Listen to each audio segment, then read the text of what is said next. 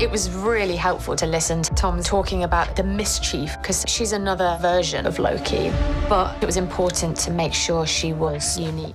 Hi guys, it's Max. I hope you guys are all really good. I'm in my hoodie, I'm comfortable, and I am about to talk to you guys about Loki. Okay, coming up, the director, Kate Herron. I need to know exactly what she's been thinking making this series. So my vision for the series, I always try and have like a central question every time I go into a story, and I really wanted to explore, like, is anyone truly good or truly bad?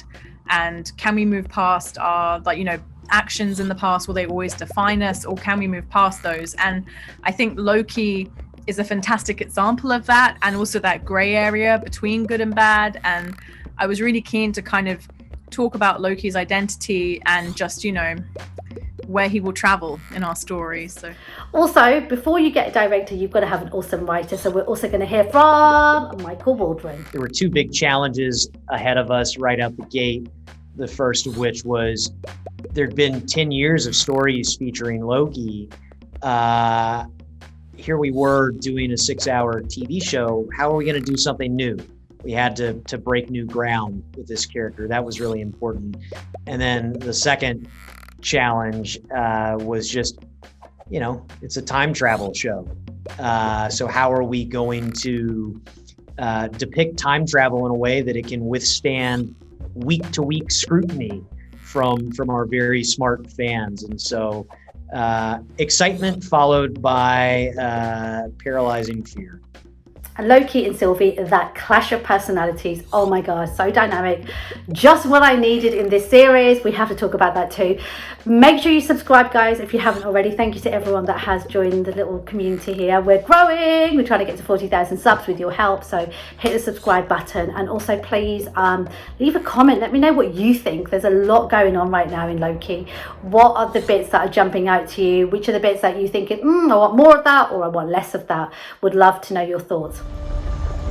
We have a saying in Asgard: where there are wolf's ears, wolf's teeth are near. It's a trap. He's lying. Just playing games. Pardon me for a sec, Loki. My ears are sharp too. Okay, so shall we start with the elephant in the room? I think we should. Kate Herron, the director behind Loki, who seems like such a babe, by the way. Follow her on Twitter if you don't already.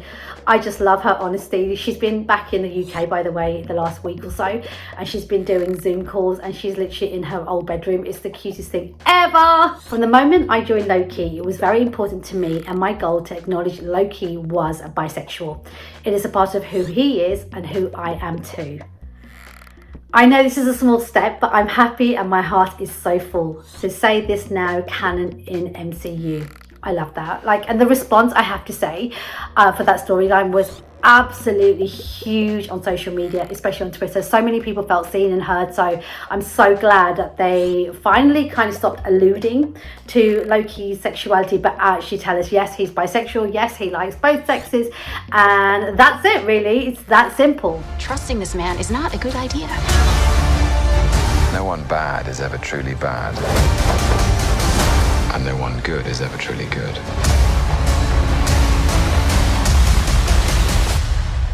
This isn't about you. Right.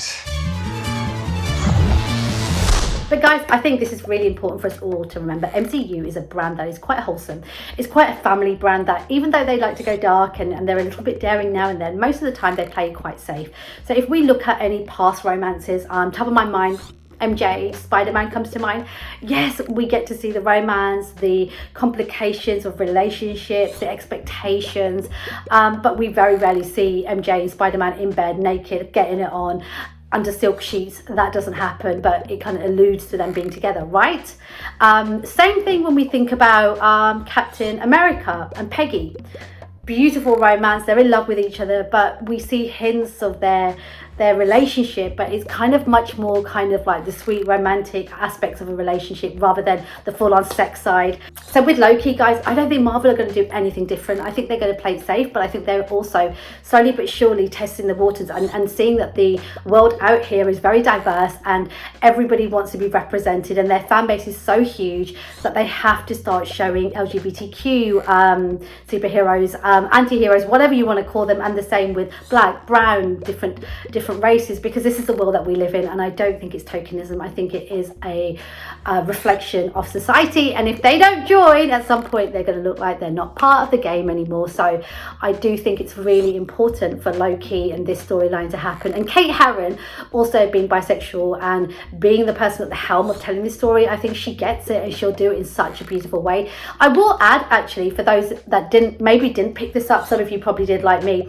the purples, the blues, the pinks, you know, the color, the colors that were used within this particular episode, very LGBTQ, very like the pride flag. So the music that was chosen, it was like there were hints there specifically so that the community that was being acknowledged could see that this is for you. So whether other people picked that up or not, it was irrelevant. And I think that was really important. And also a reminder that, you know, you've got to represent different people, whether everybody gets it or not, who cares?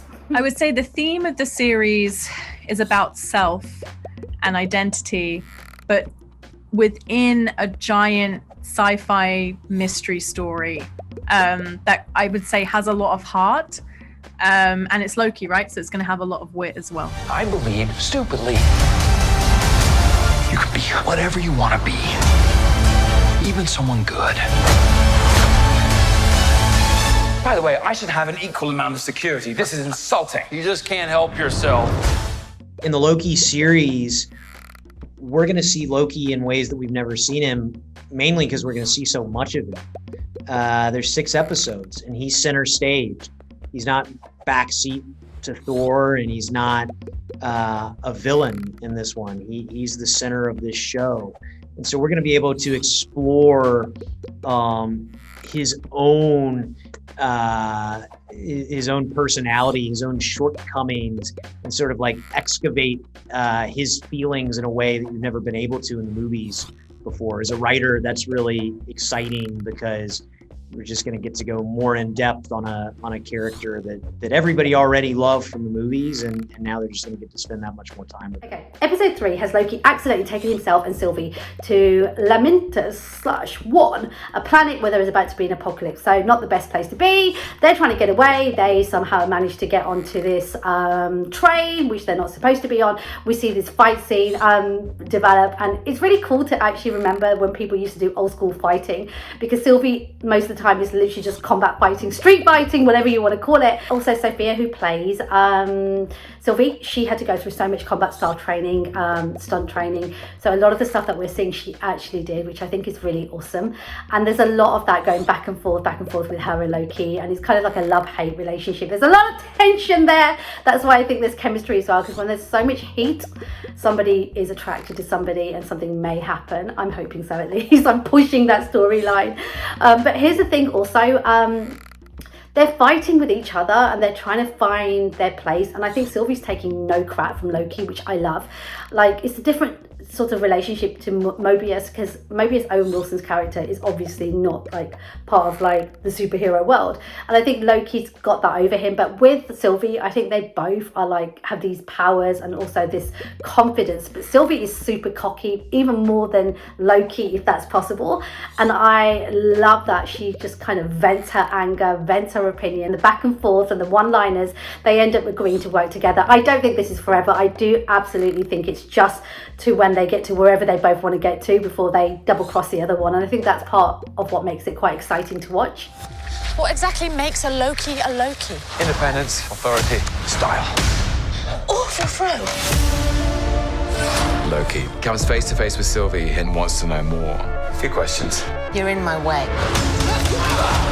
The audience will be intrigued by Sylvie's arc and the backstory.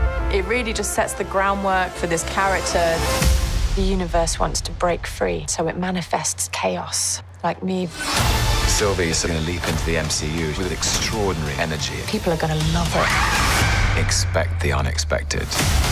Sophia Di Martino, I think she's been a great addition to the Loki family, and I was shocked to find out that actually she's known for like 2 years and she couldn't tell anybody. She reckons she didn't tell anyone, not even her mum. I don't know if I believe her, but here's how it happened. Kate Herron, the director, worked with Sophia Di Martino years ago on a short movie, and when she started working on Loki, she got in touch with Sophia and basically asked her to audition, but Sophia had no idea what it was for, so she wouldn't have known it was for Loki. And I love this because this is what Kate WhatsApped Sophia. She said, "I'm on this show, I'm not allowed to talk about it. There's a role, we'd like to see what you could do with it. I can't tell you any more, but wanted to give you a heads up." Now, I love that, and it's also a reminder that you can work with an up-and-coming, hot, fresh director who is just doing a short film at the early stages of their career, and then one day they could end up doing something as big as this, Loki, and they bring you in as well, which I think is just brilliant. I love that story. The most important element to me that I wanted to bring to the series was honestly just really giving Loki a chance to shine, because he's only had, I think it's 79 minutes of screen time across the other MCU films, and I really wanted to make the 6 hours worth it and dig into things that, you know, maybe we couldn't have spoke about before, like within a 2 hour time. So I think it really gave us a chance to really dig into his character. Okay, there is something, not necessarily a criticism, but something that I want to bring up. The way the show feels, I don't think the show feels like an MCU show. I think it reminds me more of like old school Doctor Who, even old school Star Trek. It feels to me like Kate Herron got a lot of inspiration from stuff she grew up watching. And the thing with British shows, especially British sci-fi shows and things like Red Dwarf and stuff like that, for those that know, those that don't, just Google it and watch what I mean. And I think the British humour is really dry and really sarcastic, and I think Loki has that feel, but in the process of it feeling like that, it also doesn't feel as big and as over the top as what we're used to from MCU. So I think a lot of people will think, oh my god, some people, not a lot, so I'd be intrigued to know what you lot think. Some people might be a bit disappointed because they want more kind of bigger, elaborate sets, more action, more superpowers, more madness going on, more CGI, while others may actually like the simplicity of the fact that it is really about these characters and about relationships and about self-discovery within this mad universe. I would be intrigued to know what you lot think. There were moments that felt very green screen, like Loki and Sylvie had been inserted to a busy scene already, but they weren't actually there. And now I know that happens a lot, but normally it doesn't look as obvious. So there were a few bits like that, but I think they were so few and far between that I forgave them, that I was so much more caught into the characters and this journey that Loki's going on and discovering who he is. Is he a bad egg, or is he actually a real good guy underneath there? That I was more kind of invested in that side of it than the other things. But equally, I know Marvel fans love all the other stuff, so I'm hoping the next couple of episodes we get much more of that too, so everybody's happy, because I do think it's important, because people love like all that stuff as well. So it'll be interesting to see what happens over the next few episodes. Let me know what you're hoping. Are you hoping more for character development, or do you want to see more action, more big budget stuff, more Owen Wilson? Because of course Owen and Tom have this like insane chemistry too, and episode 3 we didn't really get to see much of that because obviously Tom has escaped with Sylvie. We gotta be careful. Anything we do can impact the course of history. You get that? Loki! Loki! Right on cue! So working with Tom was a dream. He's a very generous actor, and he's lovely, and he's very studious like I am. And Owen, I adore. I think his work is fantastic, both as an actor and writer. So I think the fun thing with both of them is like, Owen is sort of representing order within this bureaucracy, and Tom obviously is chaotic. He's playing Loki, and I think bringing together that order and chaos, I think it's just such a beautiful thing to behold, because the first episode really is like this chess match between these two characters, and I think the fun of it is like we couldn't have predicted obviously the chemistry that they would both have together, and I just think it's electric. You can't predict that, but as soon as we were rolling cameras, it was just like, oh, there's something very special going on here. So I was thinking also, tell me if anybody else has thought about this. When you think about WandaVision and you think about the Falcon and the Winter Soldier and Loki, a lot of these characters, whether it's the Falcon, whether it's Loki, these are not the biggest main characters within the Marvel Universe. And in the big movies, they tend to have smaller roles, right? They have smaller, less time on screen. That's fair to say. It almost feels a bit like, for me, that Marvel are doing a bit of an experiment by throwing these characters into these series. It's almost an opportunity to see, have these characters got enough to justify them having a bigger storyline within maybe the movies, or maybe getting their own film. And this is a really good way of doing it. I hope it's proven that they do, because up till now, I think every series there's been something about it that's absolutely gripped me. Let me know what you felt about it. And I think hopefully this will expand these characters within the universe and within their roles in the bigger movies, because sometimes they do get kind of forgotten.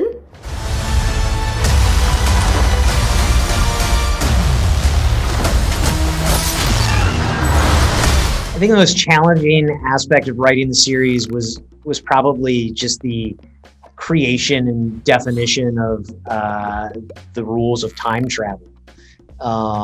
We had to create an institutional knowledge among the writing staff and the creative staff of just, what does the TVA do? Why do they do it? What is a time law and how is it broken?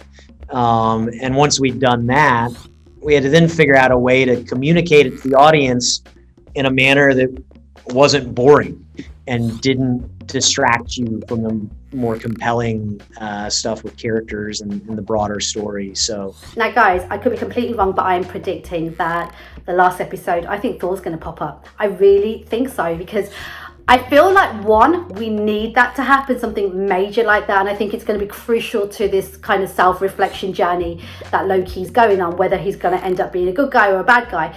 But also, you know, Marvel, it's a great way to promote and market the Thor movie.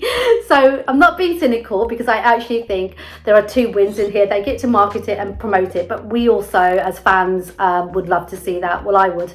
Let me know what you guys think. Let me know what your hopes are for the next few episodes.